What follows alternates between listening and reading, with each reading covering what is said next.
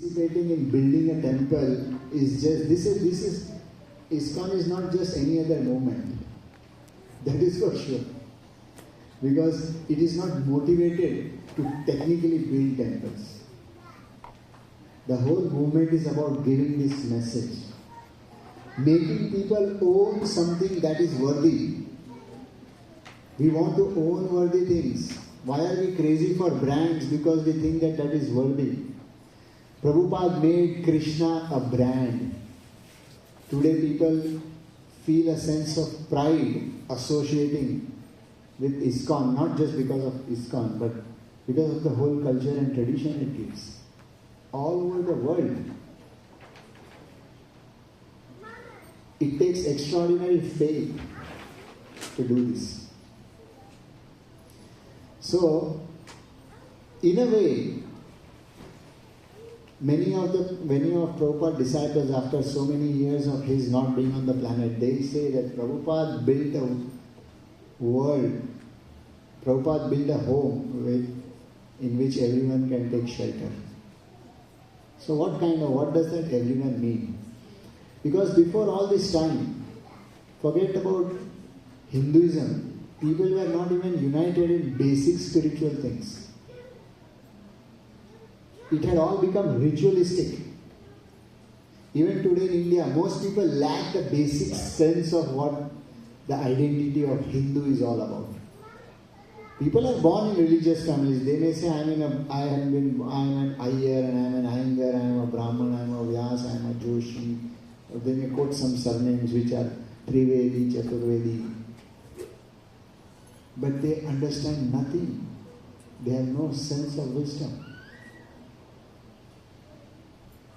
At best, they are filled with rituals and some sense of keeping house in order. That's it.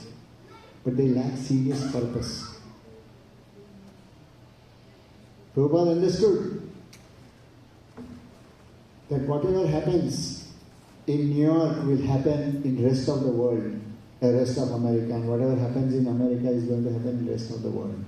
And that's why he came and targeted New York as a place from where he will actually begin. After some struggle, he rented a place in 26 2nd Avenue, which is a storefront of the size of this stage. And he started the program with those same group of intoxicated druggist hippies. And he said, okay, now we have a place, let's come there. And literally he would go cook a 6-course feast. Puris, sabjis, dal, rice, one pakoda, one fried item, pakodas. So sometimes cabbage pakoda or potato pakoda, something like that. And one sweet. And his favorite sweet was gulab jamun, which he used to call Iskcon bullets. So he would cook a 6-course feast for all those 20, 30 people who would come. These were people who had no culture, no understanding whatsoever. Prabhupada would cook for them, sing for them, speak for them. After all of that, he would feed them, serve them, feed them. Then they would simply go away, those young 16, 17, 18-year-old boys and girls, they just go away. He would then take those plates, wash them, go to sleep. But he was very grateful that Krishna sent someone. Can you believe this? You are expressing gratitude just by some hippies and druggists coming around. That someone is there to listen to. It's unbelievable. Those, out of those 15, 20 boys and girls who would come, 6 of them took up to this process, and they were the initial founding members of what you hear today and see today as International Society for Krishna Consciousness.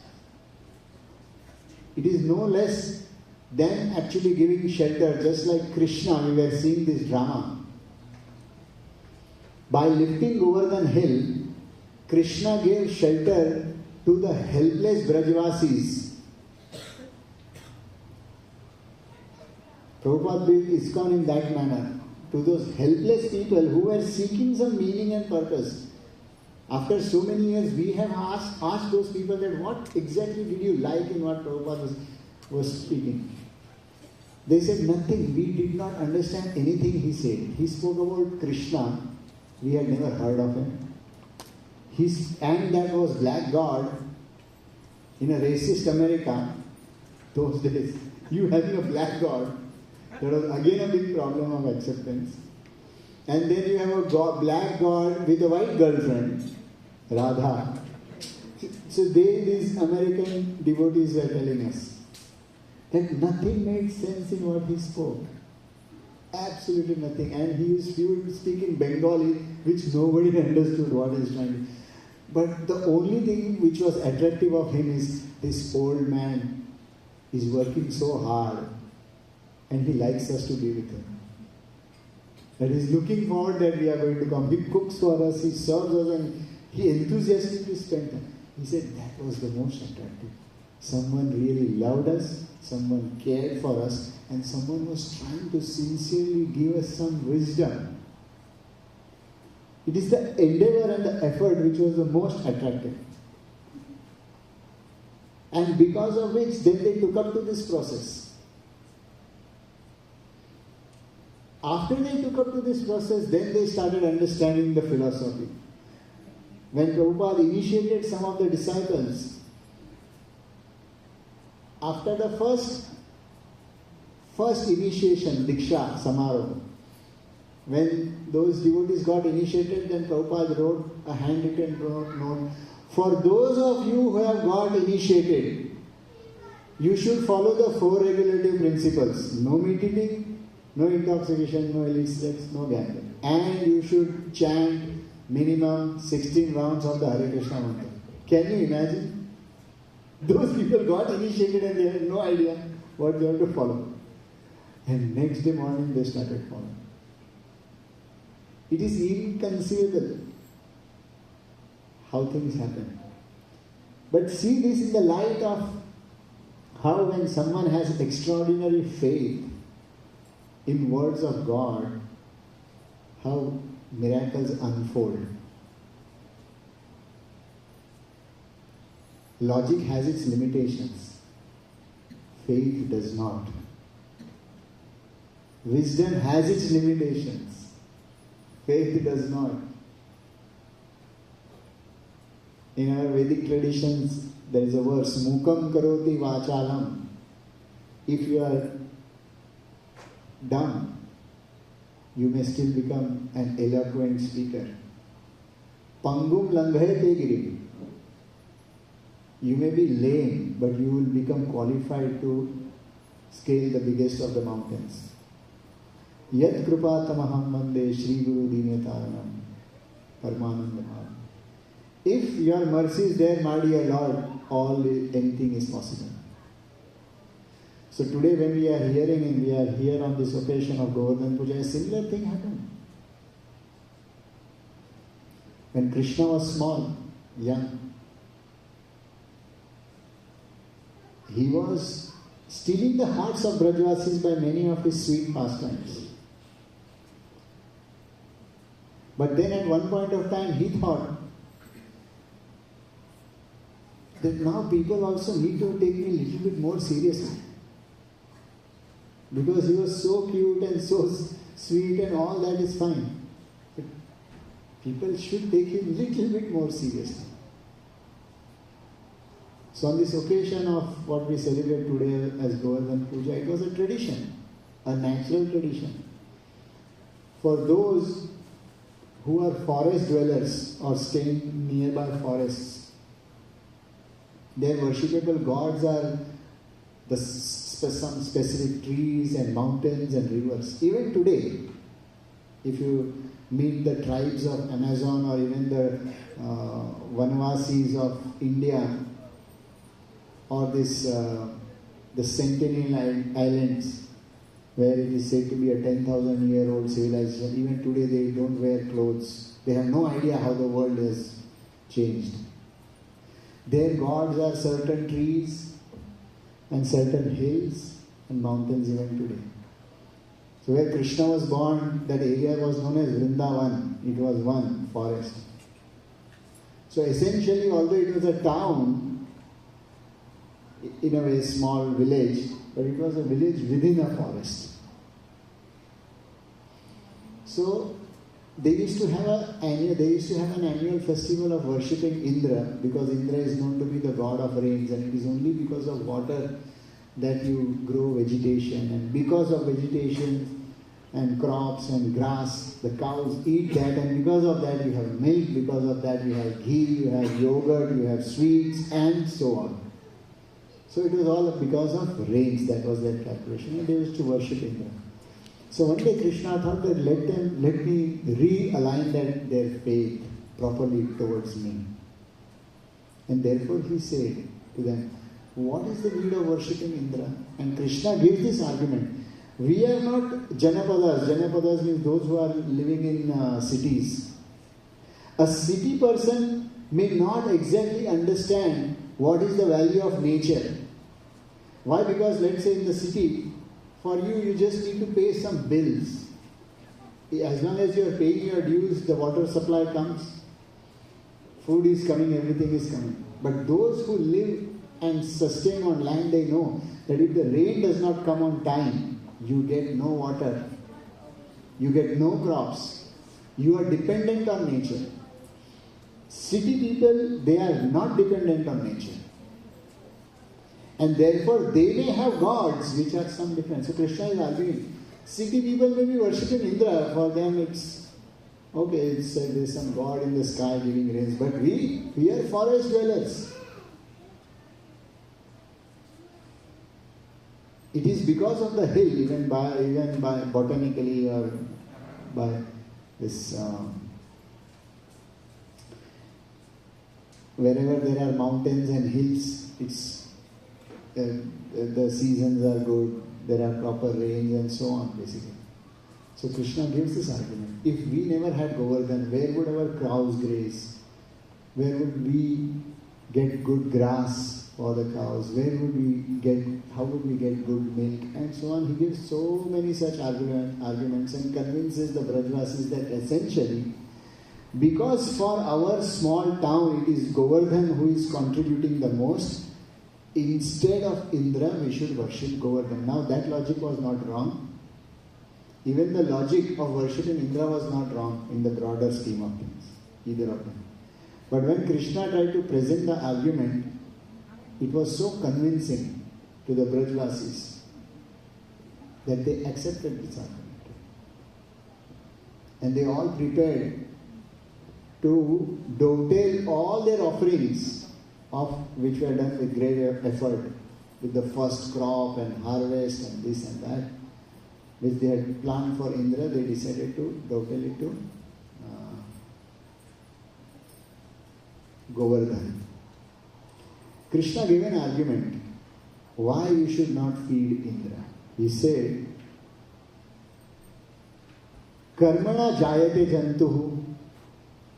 He says, my dear father and the seniors who are present here, I have heard from you only the whole science of karma, that do your activities nicely. According to the science of karma, our birth in a particular family happens based on the kind of activities which we do. Karmana jayate jantu. Karmana eva praliyate. It is only because of karma and only our karma which determines what is going to be, how our death is going to be, and what is our next destination going to be. Sukham, dukkham, bhayam, kshemam. Whether happiness in life, whether distress in life, bhaya, whether fear in life, and kshema means security. The sense of security, the sense of fear, the sense of happiness and sense of distress. This also, karmana eva abhipadyate. This also is coming because of karma. Now if this is true, then what is the need to worship Indra? If our karma is good, is it so that, my dear father and the seniors, in this assembly? Is it so that if I worship Indra nicely, I will get the rains irrespective of my karma? If that is true, then the karma theory is false. Is it true that if my karmas are not sufficient, but because I have worshipped God, God will be obliged to give? So he gives this argument. Forget about Indra. Talk about Narayan. Narayan will also give you only after you have determined your karma well. So he brings this karma mimamsa theory that karma is everything. You are the architect of your own destiny. Have you heard this statement? In India, one philosopher, social reformer said this. तूच तुझा शिल्पकार आहे. क्या आहे वो?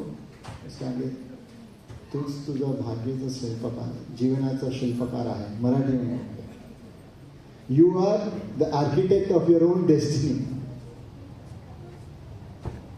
So this theory Krishna presented. He said, will God give anything which is not based on karma? And he enforced this idea so strongly that everybody understood, yes, it's all about our karma, and our immediate duty is to protect this mountain, feed this mountain, and that's how everyone started worshipping Govardhan with grandeur. When Indra saw this, he felt offended. He said, Vachalam, Balisham, Stabdam.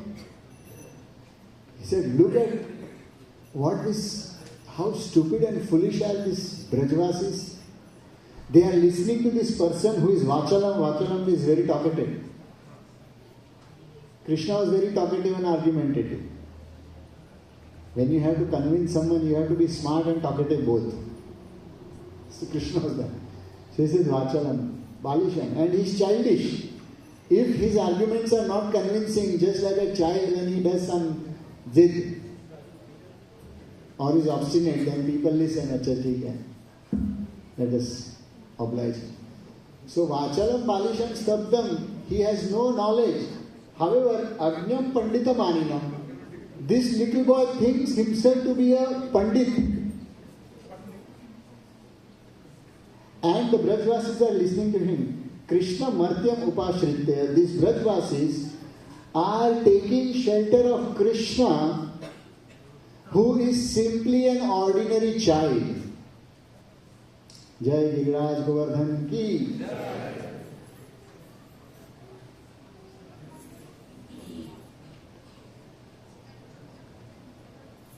Krishna Martya Upashritya. Indra was not ready to accept that Krishna is the Supreme Personality of Godhead. And therefore, he attacked this whole small little town of Vrindavan with torrential rains. He first sent the Samvartaka clouds and he said that all of you go and destroy, flood this land of Vrindavan. And soon I will follow you on my elephant Airavat and my weapon, the Vajra, the thunderbolt. And we will destroy this mountain itself. This mountain has become the reason or the cause of pride and a pseudo or a false shelter for the Brajvasis. We will destroy that. And that's how he sent. When the rain started falling, see, all this time Krishna was considered to be a small little child. But at that time, when torrential rain started pouring in, Nanda Maharaj remembered that during the birth of Krishna, Gargacharya, he had told that your little child is going to be the reason for which dharma will sustain itself. Your little child will be the shelter of all the devotees in all the three planetary systems. So very lofty statements were made. But when crisis hit so hard, all of them, Nanda Maharaj and everyone understood that this is the time. All the elders got convinced by Krishna's arguments that Govardhan should be worshipped. So Nanda Maharaj and others also understood that there must be something about this little son of mine, that he could convince all the seniors to change a tradition which was being followed by hundreds of years. In fact, Krishna also challenges this tradition. He says, okay, do you have any scriptural reference that you have to worship Indra every year in the manner you are doing this? See, many of the traditions which we follow in our houses, I have seen in many cultured homes, many people say, oh, we have been doing since last 30 years, I have been doing this last 100 years, in our tradition. This is our family tradition. Most of your family traditions, if you put them to test in the light of scriptures, they won't be able to stand. Because many traditions are highly contextual and they just culturally developed, like rolled in from one thing to other, and then it became like Hamara ghar ki, hamare khandan ki parampara. So Krishna said, what is the root of this tradition? Give me some scriptural reference. No one could give that reference properly. But why to worship Indra only?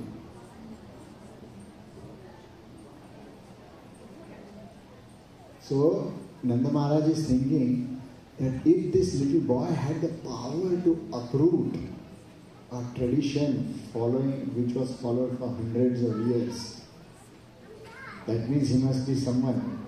So they all went to Krishna and said, now you only help us. Because you started this, right? You only told us to change the tradition. So Krishna goes there and lifts Govardhan. It is explained just like a child would pluck mushroom from the ground and lift it. This analogy is there. In that manner, Krishna simply lifted Govardhan. And then he told everyone, there is no need to fear. All of you come under this mountain. It is explained at that time, there were many deers and other small animals which were also roaming around on the Govardhan hill. So when the rain started pouring, they started escaping from the hill, coming down. But as soon as Krishna touched the hill, the effect of Indra's rain nullified to such an extent that not a single blade of grass, not a leaf was uprooted from any single tree. And instead of hiding here and there, the cows, the monkeys and the deer which were already on the hill, see those who were in the houses and other places, they were getting flooded, so they all came under the hill, but those who were over the hill, they went on the top of the hill because they felt no effect or no impact of the torrential rains being sent by them. So just the touch of Krishna's hand to the Govardhan hill gave so much shelter. So Indra's pride was crushed. It appears to be a very celestial story. But reflect on this story in that context. Indra, although being a great devotee, he committed this offense. So for those who are already doing satsang, those who are already in the movement, associating and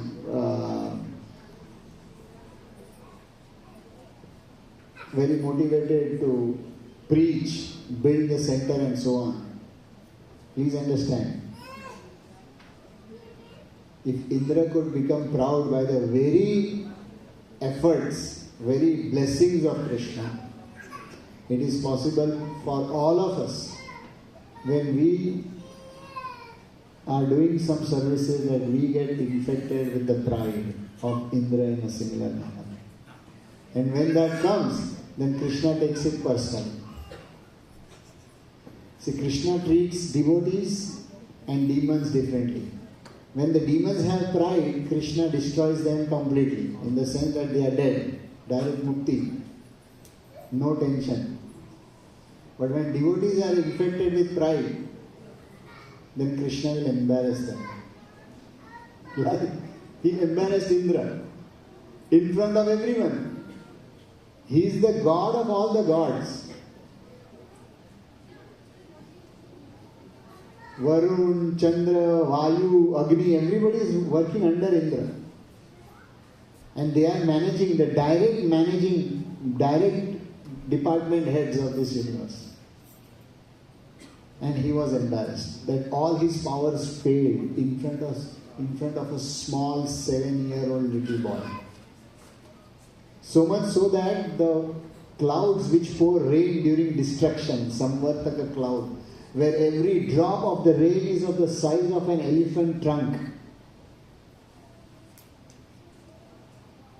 If a raindrop of the size of an elephant trunk falls from 20,000 feet above, it will rip apart this building. Forget about building, it will create like small holes. It will dig the ground. Such raindrops could create no impact. So it was a great embarrassment. So the lesson for all the devotees is, you may be doing right and doing many things very skillful like Indra, and maybe you are personally appointed by Krishna and personally empowered by the Lord to do some great activities, to preach, to spread the holy name, to build temples, to do some great services, to cook, to sing, whatever we have. But when pride comes in our heart, then Krishna takes it personally. Why? Because he loves the devotee. He thinks, oh, he's my devotee, he should not be suffering with this. Once he suffers this, eventually his devotional service will get spoiled. So Krishna checks it. So every devotee should be cautious. Every sadhaka should be cautious. Just because I have put on tilak and kantimala, therefore I can be careless and now I'm better than most people of this world. No. The little Indra in us will invoke Krishna's wrath. However, Krishna did not just reject Indra.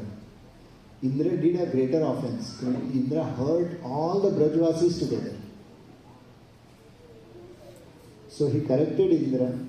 At the same time, Krishna also ensured that he gave proper shelter to every single Brajvasi. So, for all of us, this Govardhan Puja is not just coming together and skillfully exhibiting our talents of food and culture and prasad and all. These are secondary things. The true spirit is trying to take shelter. Krishna did the heavy lifting of Govardhan to give shelter to Brajvasis. When you are blessed with some devotion, some understanding, some wisdom, it is your responsibility and your duty to do the heavy lifting of becoming Govardhan in a smaller way for others who are dependent. These festivals are not just meant that we are going to be the ultimate beneficiary of just enjoying the festival. A devotee of Krishna adopts the mood of Krishna, of being a person who gives hope and shelter, not like a big way, not like Krishna, but in a small way. Not just giving home or not just giving shelter with some clothes and some kind of brick and mortar kind of homes. Even animals construct their own caves and nests for their offspring. It's not a big deal. But the true sense of giving shelter is giving the spirit of life itself. When I began saying, when some devotees said, Prabhupada built a home for everyone. What exactly? What could a beggar do? He was a 70-year-old beggar. In Tompkins Square Park, it is not rich people who come there even if you go today. It was those hippies and other kinds of roadside, some people just strolling here and there, they would just throw money. With that money, he created something for others. He gave shelter to others. Prabhupada would say, You want to receive something, we all want, right? When we pray to the Lord, we are always, everyone is asking something. Someone is asking to get rid of some problem in family, in job, etc., etc. Or someone is asking something for spiritual things. We are always asking something. Prabhupada would say, in giving we receive. If you want to receive something worthwhile, give. Prahlad Maharaj says, the way to become happy is stop aspiring to be happy. Give. Give your lives to make others happy. You will not have to run for your happiness. You will naturally feel satisfied. You will forget that you also exist that you should be also be treated to become happy. Selflessly give yourself without any prejudice. That does not mean you won't have challenges. Prabhupada had a lot of challenges. But he was truly happy in that manner. He was never sad in that manner that he could not struggle. As long as you have the spirit to struggle, that is happiness. It's Prahlad Maharaj's definition. You want to be happy? Stop trying to be happy. Life is meant for service. Every single avatar has only taught this. Every element of the avatar, like Govardhan Leela, Govardhan participating, it's form of God, but let's take it as a mountain. What has it offered? Service. What do the sun and moon offer? Service. What sun gives to us, do you believe that we all collectively can collect enough tax to repay sun or moon or the water element or the air element? You cannot do that. Everything in this nature is designed to serve. Humans are designed to serve. Grihastha ashram is just a small prototype of it. Even though you may think, I will do myself, I will fulfill my desires and I will live my life. Don't you all feel that you are giving yourself to those 3 or 4 people? Too much you are giving. I often meet people who say, I have given my entire life for these 3, 4 people, I am just tired. Wives say this, husbands say this, parents say this, we have spent our entire life taking care of this 6 people. Why is this exactly the same all across the world? Ever since I have learned language and understood things, this is an extremely common thing for all human beings. It's common for all the species, but right now we are just focusing on humans. Because life is meant to serve. We have to come out of these small egos which we have of mine and yours and these kind of things. These are never-ending diseases. We have to come out of it. Learn to give to the best of your ability, in the best of the way, for the best of the purposes, without any prejudice. And in that you will receive.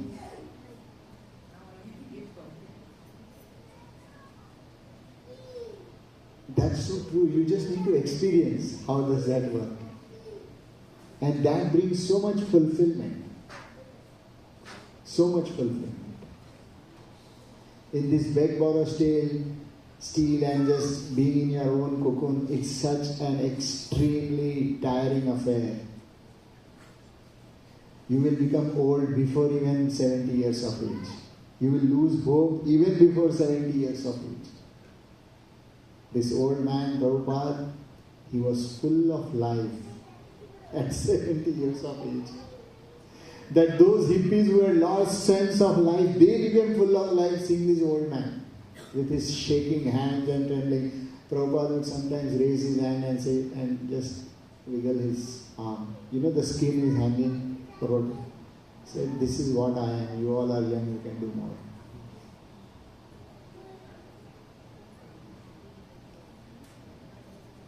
So in a way, Iskcon is Govardhan for us. under which many of us have got some kind of shelter. And we are pushing this organization and movement in that spirit. It's not that there are no struggles, there are challenges. In Vrindavan there were all kind of wicked people. There were all kind of shortcomings. There were some devotees who were envious of the other, some less skillful, and so many other things. So it happens everywhere. Where Krishna was born, in Gokul, Nanda Maharaj and all, they left Gokul because Kamsa was constantly attacking. And they found out that we have to move. And they moved to Nandagram. Then they found out that Nandagram also, some kind of attacks started happening, so they had to move. Krishna then started doing most of the Leelas in Vrindavan. So do not expect that when you come to the process of spirituality, there won't be challenges. You may find skillful challenge, demon kind of people then coming, who were not there earlier. There was no Krishna, Kamsa was silent, no problem with Gokul. As soon as Krishna came, problems started happening. So as soon as you start doing good, envious people will come. As soon as you start doing good, if not envious people, our own ego and envious tendencies will create hypothetical demons due to misunderstandings, gossip, backbiting and so on. That destroys the whole fabric, not of the organization of bhakti itself. Without the group of devotees, it is almost impossible to sustain the spirit of bhakti. And with the group of devotees, you have these challenges. Deal with it. Don't adopt an escapist mentality. That has not worked. If escaping mentality would have worked, Krishna would have told Arjun, Chala ja pahad pe, forget this tamasha of this war. Shanti mein baith ja. It never works. It has never worked for any avatar in any yuga for any person. Those who are so full of themselves, they are constantly thinking like this. I remember many years ago, I think in 2005 or something, so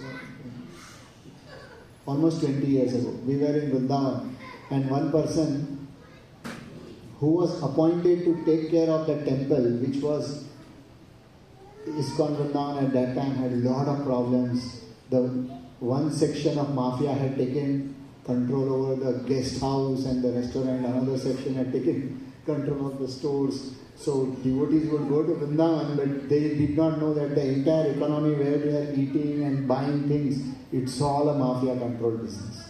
Technically Vrindavan. So the person who was appointed there to deal with this mess, and it was a very costly affair, it would cost your life, because you are dealing with land mafia. Serious troubles. So after about 6-8 months, one of our sannyasis, he went there and he asked this person, so what is the update? So naturally when you are dealing with so much mess, what is going to be your update? Filled with stories of chhal and kapat, of cheating and fraud and how I caught this person, how much scam this guy did and how this person threatened him and who got killed and all those kind of. He just began, in 1 minute he spoke 3-4 statements, each one of them were very explosive. This sannyasi immediately stopped him. Wait, don't tell me any of this. Tell me what is the positive update. So he had to think now, what is the positive update? So of course there was a lot of positivity. But he was so filled with these negative things, obviously because he was dealing with that. He just started doing that. So later on, we asked Maharaj, that sannyasi, that why did you not want to hear about what exactly the problem is? So he said, last 30 years of my life I have just kept hearing problems and problems. this material world is only filled with problems and there is no end to hearing these problems.